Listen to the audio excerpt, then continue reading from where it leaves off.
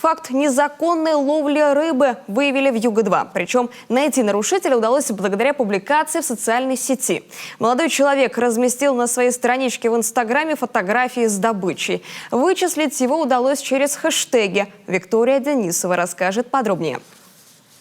Территория размером почти в 2 миллиона гектар. Юго-2 – один из самых крупных природных парков в Европе. Его протяженность исчисляется сотнями километров. Одной из главных ценностей является кристально чистая вода. Отсюда и название. Особой популярностью объект пользуется у туристов, не только из Коми. Национальный парк – место, где разрешено создание условий для регулируемого туризма и отдыха, обустройство маршрутов, смотровых площадок, туристических стоянок и мест отдыха. Такие парки для того и существуют, чтобы любой представитель мира искусственных водоемов, вновь посаженных лесов и бутылированной воды мог узнать, какой же бывает природа на самом деле. Однако кто-то природными богатствами пользуется в своих интересах. По закону добыча ресурсов на особо охраняемой территории запрещена. Тем не менее, накануне обнаружили одного из предполагаемых нарушителей. Как оказалось, еще летом мужчина в составе тургруппы порыбачил в парке, а фото выложил в интернет. Публикацию вычислили по хэштегам. Теперь придется выплатить штраф в размере 7,5 тысяч рублей.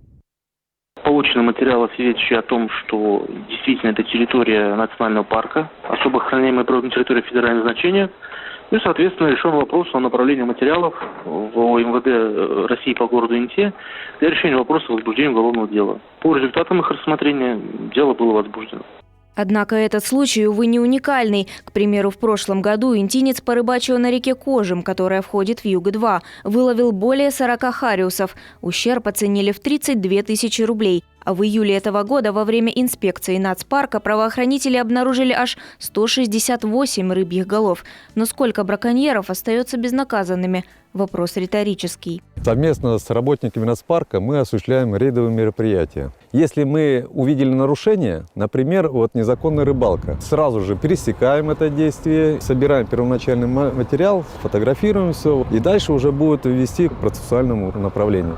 Рыбачат и в других заповедных местах. Причем, как правило, люди делают это намеренно. Об ответственности знают все. И нарушают, похоже, сознательно. Авось никто об этом не узнает. Территория парка-то огромная. Сколько таких случаев выявляется, а сколько так и остается без наказания.